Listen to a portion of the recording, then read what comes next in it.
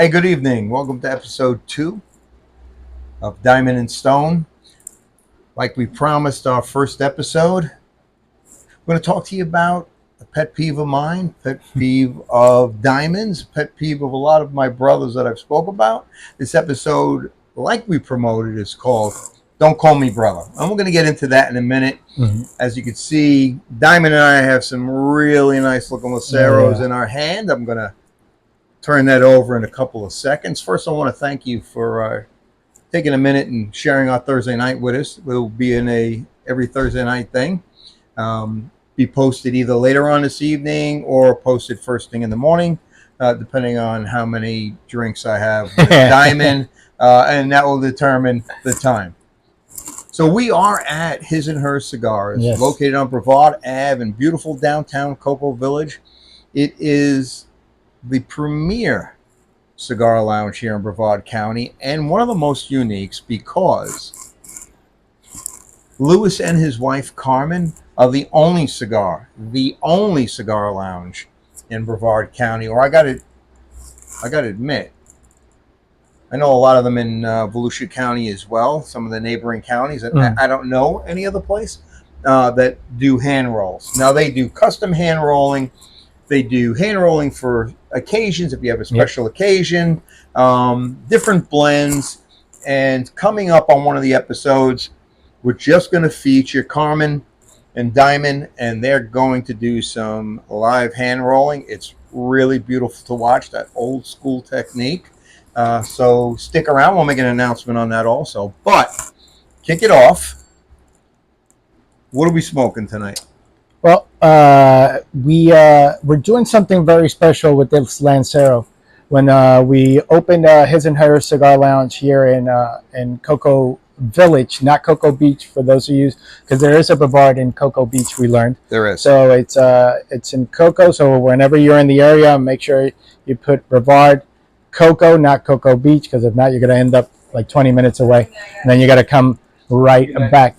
But we did a Lancero, if you remember. It's a doble capa. It's a Connecticut and a dark Habano. Actually, I'm sorry. It's a Habano and a Maduro. And it came out really nice. It came out medium plus. And so we wanted to do something special. Now, these normally we let them age 6 to 8 weeks before we put them in the humidor. These are actually only 3 weeks old. So we're hoping that they're to your liking. I already tried one, obviously, because I couldn't resist. So this is an Habano, and it came out to be medium plus, almost full body. So it starts like a full body. It slows down a little bit. It transitions to a medium, and then it transitions back to a medium plus. It's a Habano wrapper, Nicaraguan binder, and it has Nicaraguan long filler and Dominican long filler. So it's a special treat. It's something that Carmen and I are very proud of.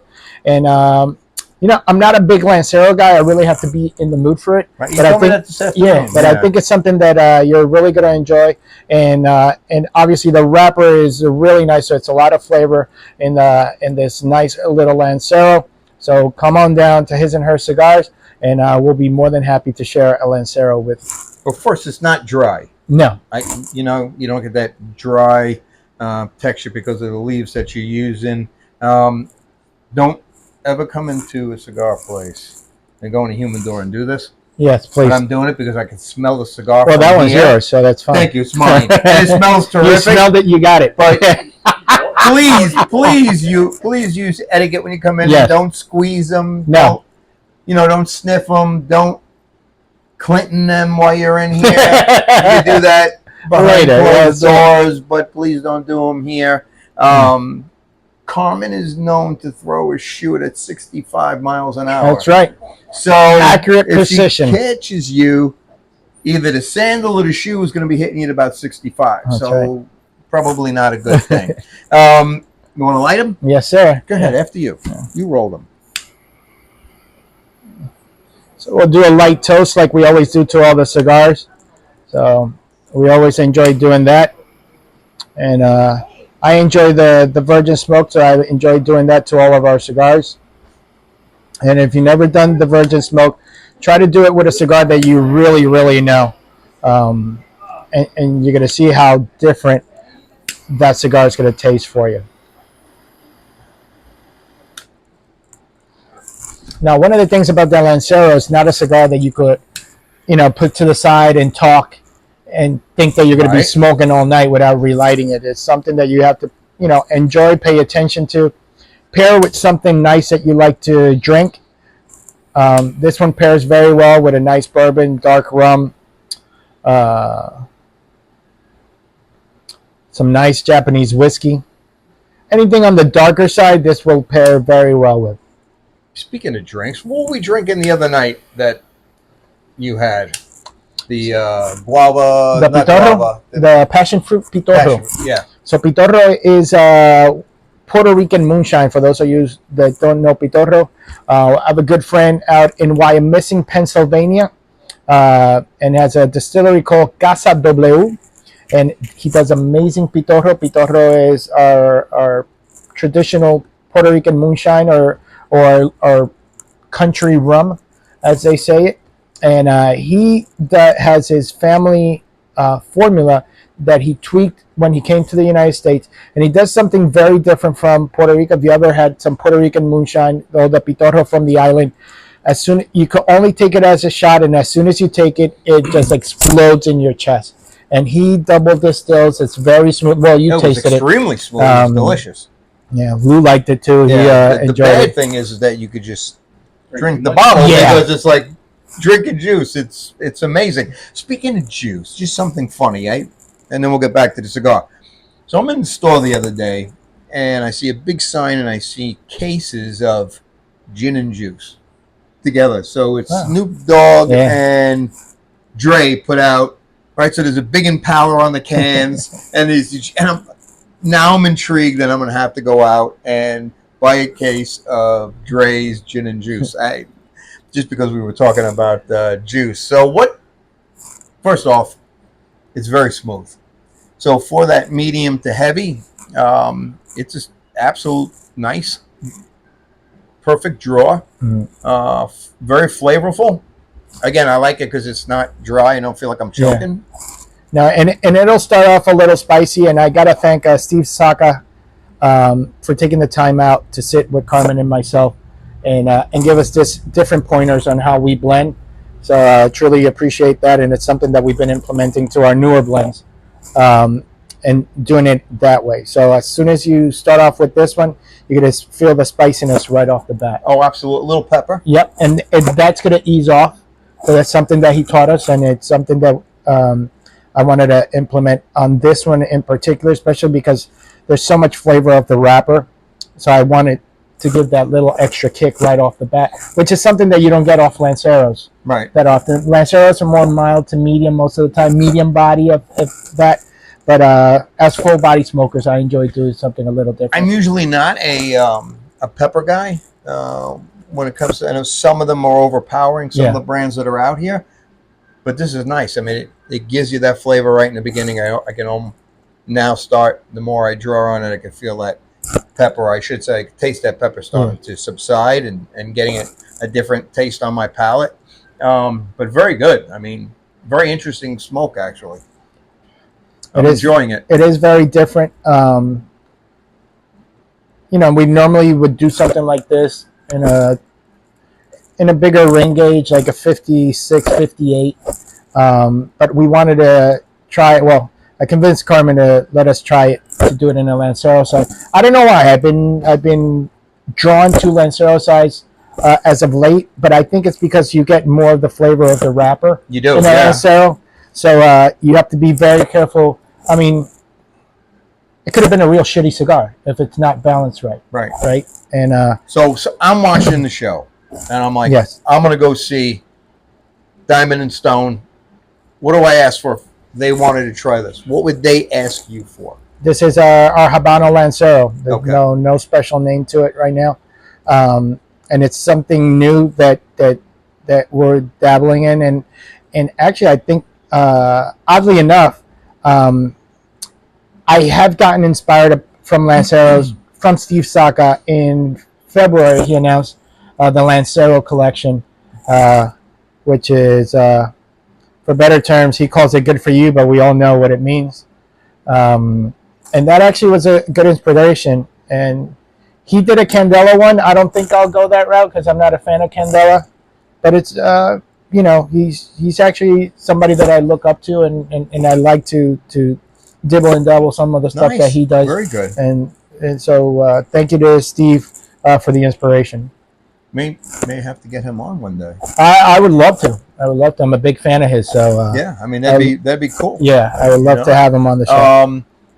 And if you guys want us to try a cigar that you want to have diamond roll, like you got something in your head, I like this or I like that, and I'm looking for this blend, I can't find it, and especially our female audience and you ladies are going to start coming here when Carmen starts the cigar club for women. You may want to, or you may have something on your mind about this. I got this flavor in my mind, or that's going to be for my palate. Carmen will sit down with you, and I'm sure she will come up with something, or Diamond will come up with something just for your palate, which you can't do in any other lounge because you're going to walk in the humidor, and what's in the humidor is what's in the humidor. Exactly. Come in here, and Diamond, you can say to Diamond, I think I had this smoke, and he can pump one out for you, which is very cool. Again, the reason why this is so much better than most of the lounges, besides the family atmosphere in here that we spoke about, I definitely think we should do at least a whiskey or bourbon pairing with some of your blends one night. Maybe some. I had mentioned to you and our friend Lou that one of my favorite Irish whiskeys is called Liberty's single malt. It's absolutely incredible. There's no burn. I got it as a gift, and I can't find it anywhere. Liberty. Okay. Yep, can't find it anywhere, but I'm sure we can find it online. But that's something else. We'll do that. We'll do some pairing with some beers as well. Actually, talking about our good friend Lou, you've seen the artwork that we talked about in the last episode. You showed one of his artworks. I actually did a cigar with what was it that you brought in? What you're drinking right now? The cigar that I did for you? Van Payne. Van Payne. And it has black currant. Yes. And it's a phenomenal drink. And I actually infused the cigar. I actually infused the wrapper with it, and I gave it to him. And actually, the same day that I did it, he smoked it. So it was it's funny you just said that. How about an Edgar Allan Poe cigar? And you infuse it with absinthe? Absinthe. Yeah. No, naturally, when you get them in the States, it doesn't have the opium. Yeah. But I understand now. It's funny because I've never tried it, but I understand it is friggin' strong. Yeah. I see the bottles all the time, but you talk about different pairings and stuff and different liquors, and I'm like, now I don't know if it would be so horrendous to smoke because it's so harsh. Probably. I don't know, right? Because in the 1800s and shit, they used to pour it over sugar cubes. Yeah. So I don't know what it's like now that the special ingredients are out of it. But see, now you got my wheels turning. That may be. The bottle's cool looking though, so that may be. All right. So, been talking to some friends that I haven't seen in a really long time, and it seems like every time we get into a conversation, the topic of brotherhood comes up. So I was telling Diamond that my team medic, when I was on teams, he's actually going to come by and say hello to us this evening. Not to be on the show, but he's going to come by and have a drink. So I haven't seen him in quite a long time. He was my original SWAT team medic. He was my team medic for a while. We both went our separate directions. We both were over in Afghanistan together.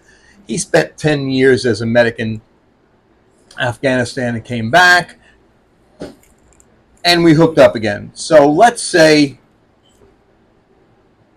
over a 26-year, 27-year period, we reconnect. So we would connect, and it's like we never left each other's Mhm. side. There's certain people in life that if I picked up the phone and I said to you, or if I said to Lou, it's 4 o'clock in the morning, I need you to meet me somewhere. I don't believe either one of you would ask me, what am I meeting you for? Mhm. Or do I need to bring the shovel or the lie?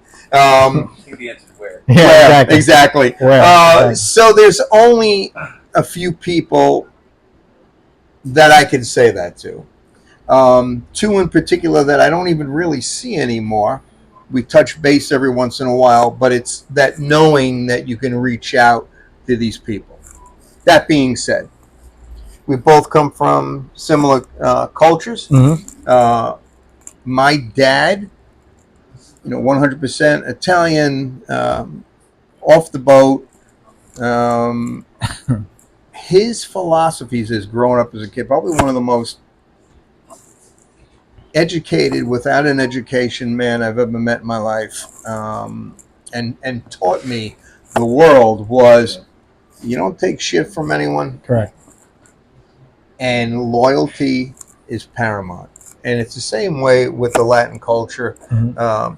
as it was in the Italian culture. Now, in my family, you were either cops, which a lot of us turned out to be, or you weren't. Mhm.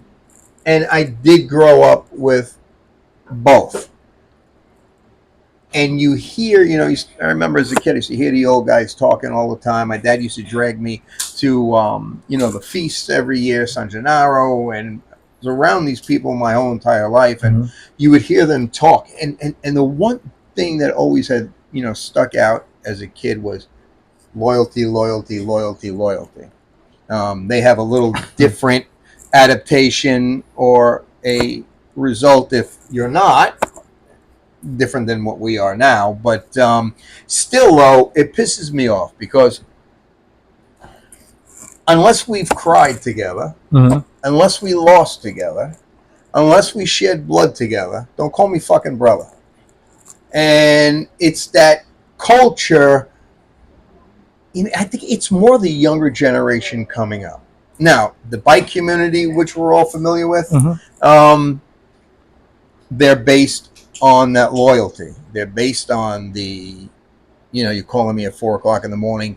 It's a different type of loyalty. It's a different type of loyalty in my upbringing in law enforcement, and then working overseas. It's that different Mhm. thing, but it has been washed down so much.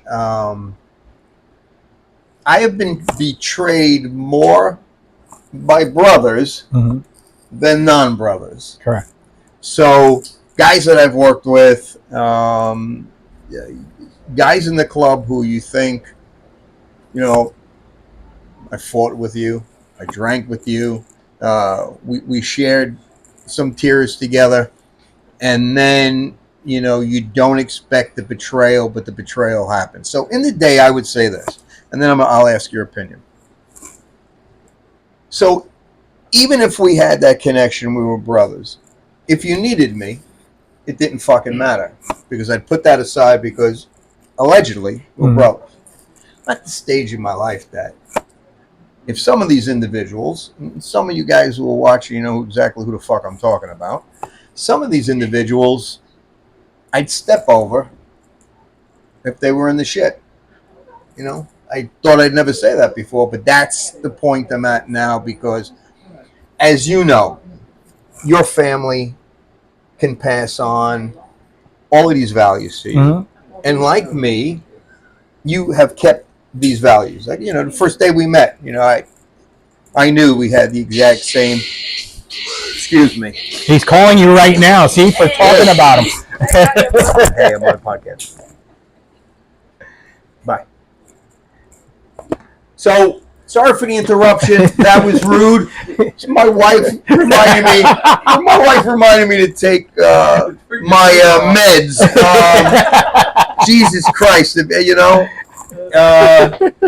So sometimes the PTSD rears its ugly head talking about brotherhood, and so my wife was reminding me before I walked out of here like a lunatic. Maybe I should take some of my meds, but Jesus Christ. I mean, and again, off the subject of brotherhood for a minute, but whoever said that the golden years are fantastic are fucking liars. They're selling you a bill of goods because it sucks ass. Now, I still drink and throw down and ride, but it just hurts a lot in the fucking morning, man. Yeah, that's right. Shit. Sometimes I go to bed at night and I'm like, look at this 20-year-old fucking stud. And then I get up in the morning and go, Jesus Christ, I can't even get out of the bed.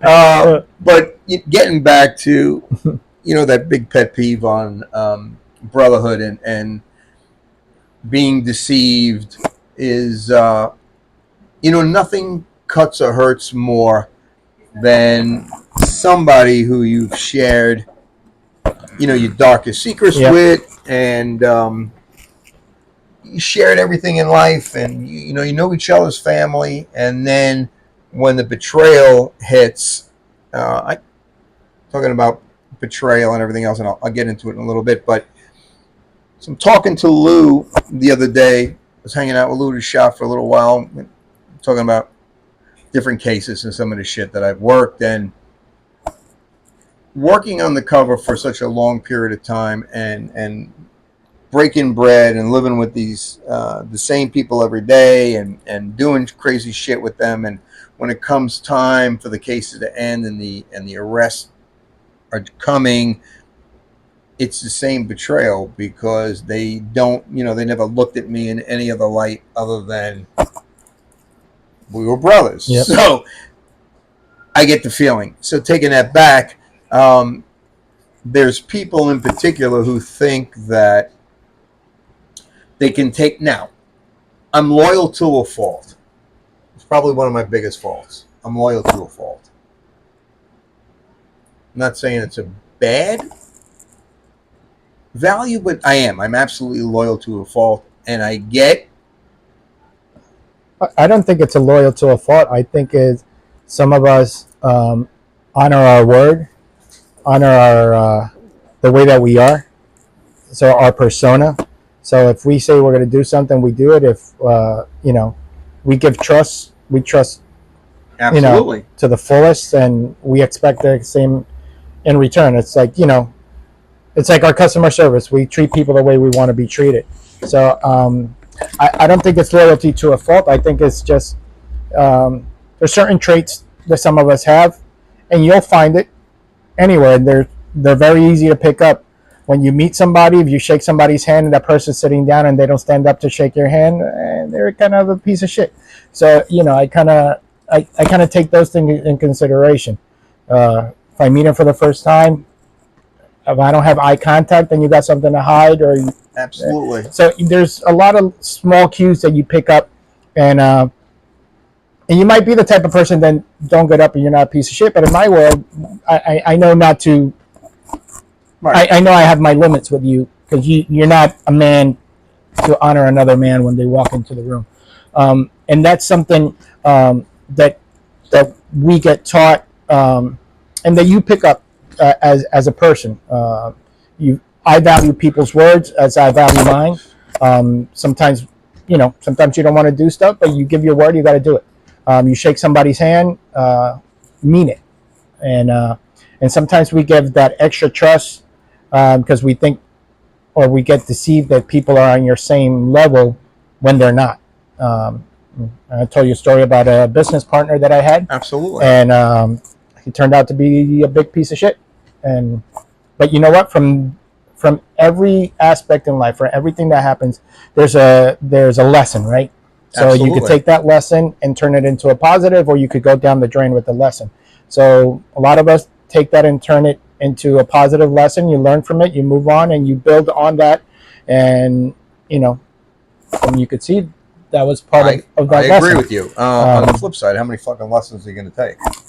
And when it's like an encyclopedia. There's how many volumes? Exactly. And that was a good analogy, actually. I like that. Well, we're old. We just said encyclopedias. Oh, Jesus Christ! I should have said Google. Son of a bitch. Yeah. But it comes a time when you have to say, enough's enough. Not to go to the religious side, but even if you look at some of the Bible quotes of it, you got to keep extending. But even in the Bible, it says there comes a time when you've tried, you've done enough, and you can walk away. Yep. And it's all peace of mind. At absolutely. The end And of I think I'm at that stage where if you treat me that way, if there is that betrayal or whatever, then, like I said, I used to go, forget about it. I'm good, and you need me, I'm still going to be there. I just can't do that really? anymore. See, I can't. No, I used to be See, like well, that, first man. of all, I'm a Leo, so And I'm a Taurus. I'm stubborn. and I could turn the page on a situation. I'm never gonna forget it. No. I'm very good at flipping the switch. You just, But once I cut you off, I cut you off. That's it. And unfortunately, that's funny you say that. So, with our cultures, right? Yeah. All right. If you did something to me, and I'm turning you off, right? Then I hate you. I hate your family. Yeah. I hate your friends, your fucking dog, and everything else that goes along with it, because that's the way I was raised. Yep. So that's like the ultimate cutting somebody off in life. That, I've had friends of friends who I used to associate, but because that one individual or whoever has done whatever, then his buddies, because we're connected, I don't want nothing to do with you anymore. See, but you said a key word. You said friends. Now, for me, friends are something extremely special. Like, I could count my friends maybe with two hands. I've been lucky enough. Circle. Exactly. I've lost a lot of friends. Been lucky enough to have you two come into our lives and extend the courtesy, and it's becoming like a small family. And to that, I'm extremely grateful, and so is my wife. And but also, coming from the media side, I know a lot of people, so I know how to the difference in my world from a friend, from an acquaintance. Oh, absolutely. So a friend of a friend is not my friend. It's somebody that I'm friendly with. Correct. But they're not my friend. Correct. So, and no offense to anybody that knows me, I'll be friendly, but you're not somebody that I could call at 3:00 in the morning and be like, "Hey, I'm here." Right. Okay, I'll be there. Right. That's just, So, example, funny story. In my wilder days, not too long ago. So I used to juice real heavy. I'm 165 pounds now. I was 225 at 5'8". I used to juice and drink, and I was just a total disaster before I met. You used to gin and juice? Yeah, that nice, too. Yeah. Nice. So Dawn would just. By the way, I did that because we're available for sponsorship. I'm just saying. Yes, we are. Please, Dre. You know me, brother. Yeah. Dre, we're brothers. Reach out, man. I'll be on your can any day. So Dawn and I were only married just a little bit. She didn't like me very much before we got together because I was, I actually met her. I was chief of police at the time and off the fucking rails. But we're out with the club, and we're out. It's probably 2:00 in the morning. We probably started drinking at 11 in the morning, and we go to Denny's because where are you going to go? Either there or Waffle House after you drink all damn day.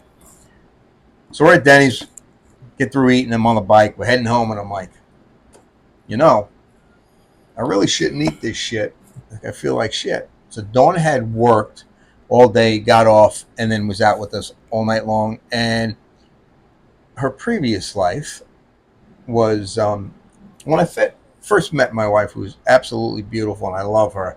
I used to tell her that she was like watching paint dry. And I told her she had to come over to the dark side. So she wasn't used to... I'll be so romantic. I am, man. I don't even understand. How did she fall for you like on 5 seconds? Fuck. I swear to God, I won't even say nothing to her. When you see Dawn, ask her, because she'll tell you exactly what I used to say to her. Next time I write a poem for my wife, I'm definitely calling you. It's I don't know. Babe, how do you like me now? Anyway, so we get home, and I'm not feeling well and shit. And she passes out. She's so tired, and almost 8 hours go, and I finally I said, you better take me to the hospital. So she goes, I'm calling an ambulance. And I'm like, no, I'm not going in an ambulance like a punk. So took a shower, did all of this stuff. And now we're in the car going to Vieira Hospital. And I'm like,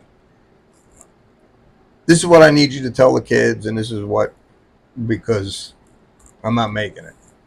So we get there and they airlift me for emergency heart surgery. That whole story I got to tell you, because anyway, 9 stents later, and they brought me back because I had coded, brought me back, and so I'm like, I guess what I'm getting to is my funny story. So I'm laying in the hospital bed, and I'm still in ICU, maybe 2 days out of all of these surgeries because I had to do multiple surgeries, and my phone is blowing up, right? So I said to Dawn, would you answer the phone? So it's a friend. She tells me who it is. And Dawn goes, he's in ICU and this is what happened. And he's like, oh, I'm so sorry, but... So I said, give me the phone. Now, I'm laying in ICU and I take care of something. Now, I just passed 2 days ago. And I take care of something for someone because... that's who I am. Laying in the bed, still don't know if I'm going home. I don't know. And I guess what bothers me is not that I'm anything special. It's you try to find almost the same quality in guys that you're hanging out with that you're saying, you're my brother. If you're willing to do that shit, then you if I'm making any sense, or if I'm not, if I'm rambling, stop. But this is the way that we were brought up. Yeah. And again, it has been so washed down, and it has been, bothering me. And it seems like every time I get a hold of somebody, a guy that I started with on the department, we were 19 together, came up together, very, very close. He retires from the police department, ends up doing 3 years for doing some stupid shit. He was on one of my podcasts before and told his story. He's still one of my closest friends, and he thought that we wouldn't be friends anymore after that. So when I say one of the guys that I really don't see anymore, if I picked up the phone... I think that's him calling. Is he calling now? So that's my daughter who's in med school in Grenada calling me. So I will give her a back. I think you better answer. So take it from 1 second. You guys can be part of this. Hello, beautiful. No, I'm doing a podcast, but you are more important being that, how's school? Right. I'm drowning. You're not drowning. All right, what do you have on your head? What is that? Oh, it's a ceiling fan behind you. I thought it was an iguana or something, being that you're in Grenada. All right, I love you. Give me a few, and I'll call you right back. Okay, goodbye. All right, baby. That is my youngest, Alyssa, who decided to go to med school in Grenada, which that's another whole friggin' episode. When you talk about not being able to reach out in case something happens, I'm not good of a swimmer. I'll never make it. Although I do still have friends in the State Department that know where she's at. So that's the main thing. But anyway, that absolutely my rant. And to the audience, I apologize for the 2 phone calls. One from the wife, so I don't get like a lunatic, and the other one because it's family. That's the way it's supposed to be. It's my daughter. One shout out though, my son's band, Jillian Carter, who just got through with the Damnation tour in the UK. They're touring the UK. They're playing Glasgow tonight. Which I can't believe I missed him when he just came by. When they come back in town, he's going to come by and have a smoke and hang out with us. Just came back from Japan. They played in Prague, and now they're over. He loves the UK. He's doing the UK, and he's got 2 more festivals after that. But just a shout out. I thought I'd wear your shirt. And to my son Bobby and his crew, man, just use your fucking head when you're over in Europe and shit like that, please, because he watches the show. Very nice. So good luck on with the tour. Yeah, thank you. I appreciate that. Yeah, they're doing great, man. He's his entire life is wrapped around music. I taught him how to play. And that's bass another shitty industry. I can tell you a lot of stories from there too. Oh, absolutely, me too. Yeah. And you know, going back to the whole brotherhood, just be careful who you extend your loyalty to. Not that you shouldn't. You just gotta, just pay attention, and especially in business. A lot of people confuse business with friendship, especially when they don't know each other very well. Mm-hmm. Business is always business. Friendship is always friendship. Can't mix the two. Same thing. Family is family. Business is business. So just don't mix those two. And out of friendships, family gets created, because that's how these relationships have gotten started. Yeah. But it sucks with somebody that you become friendly with, and you think you have that extra step connection, like the ex-business partner that I told you about, which I won't go into details just because of a lot of other stuff that I don't care to bring up anymore. But it sucks when you give that extra to somebody and they do turn out to be a douchebag and a scumbag and just dirty, and then you start piecing. It's kind of like when I always describe this, because every guy will understand it. It's kind of like when you fall in love with a chick and you decide to ignore all the red flags. It's the same shit. You know my ex? I know all your exes. Isn't it horrible you said all? Like, I understand, yeah. No, but it's it definitely suck, and unfortunately, and not to shit on any generation, but this generation is definitely lacking that department. So it's just being careful, just feeling it out. Not that you're not going to find great people along the way, but when you do cherish them, and as well, they should cherish you. Oh, absolutely. And if they don't, just cut it off and just keep it going. Absolutely. I'm going to add to that before I do, though, about this generation. I have never been so shocked in my life that this generation went out in just droves for our newly elect, and I didn't think I'd see that.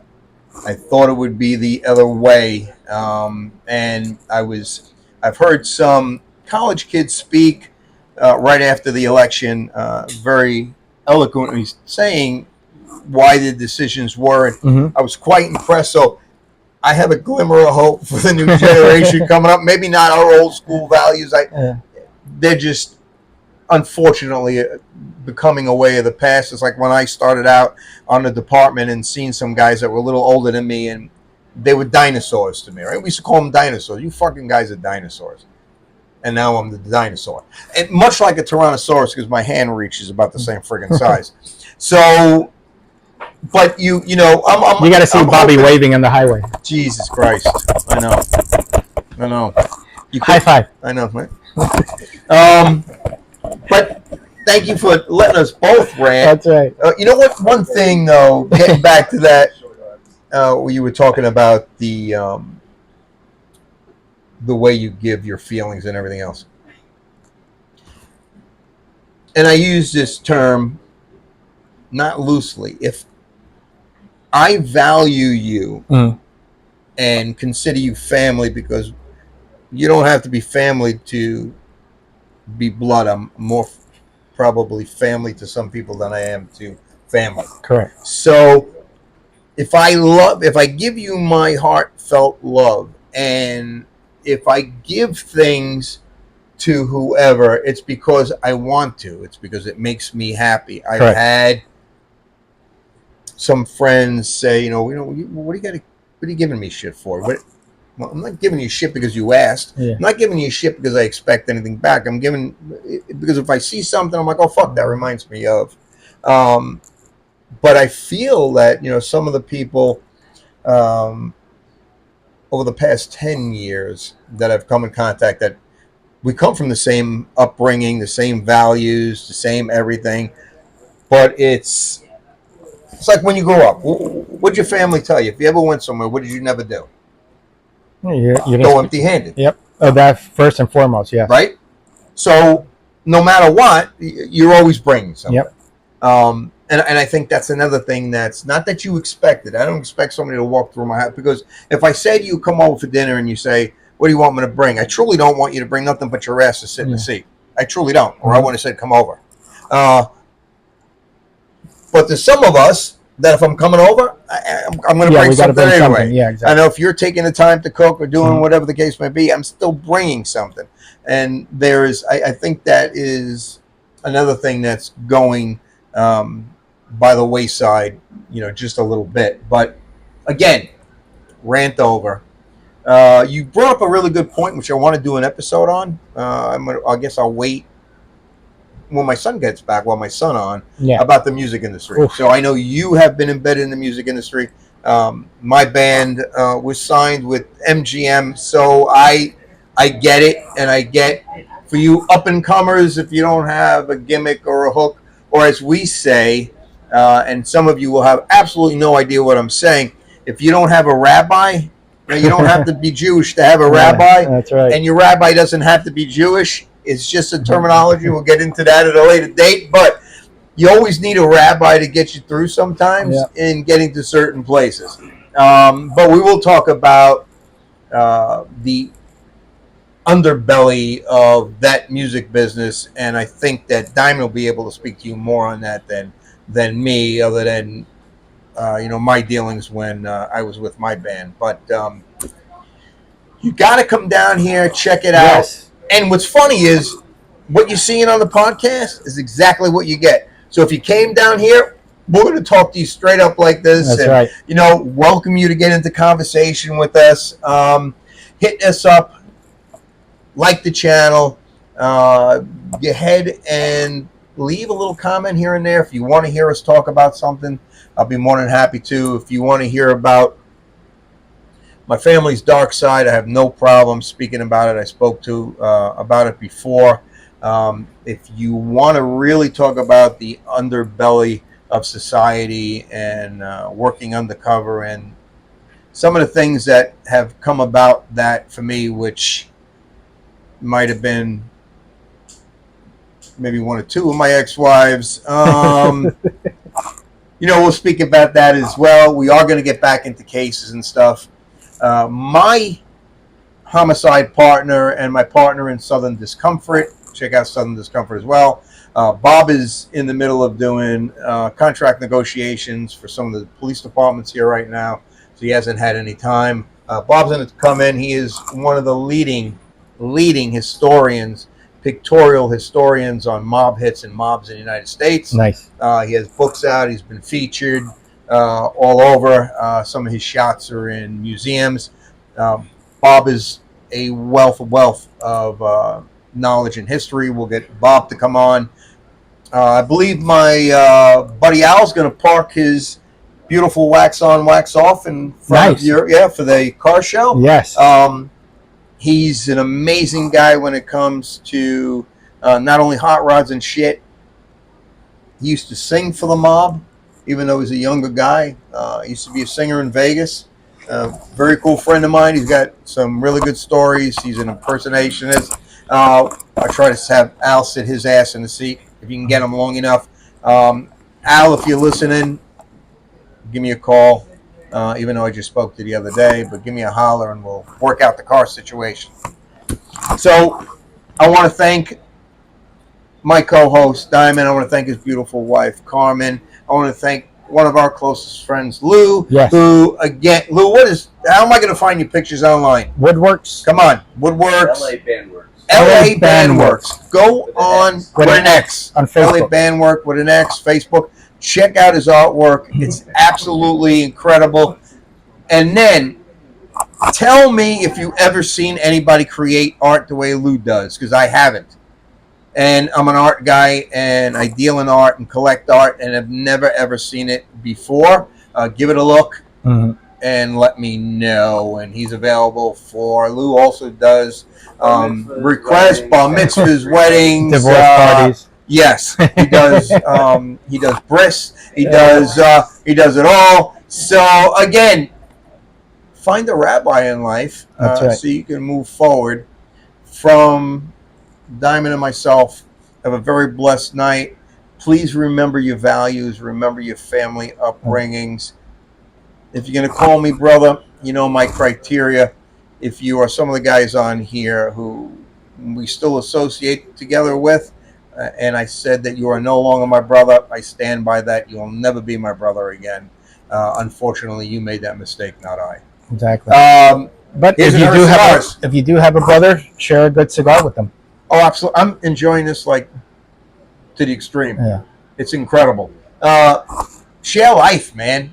And the best way to share life is at His and Hers Cigars. Whoa, I mean, we can do a commercial. That's right. Sharing life at His and Hers Cigars in Cocoa Village, Brevard Avenue, with a smoke, That's a right. drink, a smile, and have a great night. Squirrel. Yeah, I know. Remember, my wife reminded me to take my meds. Yeah. Good night, all.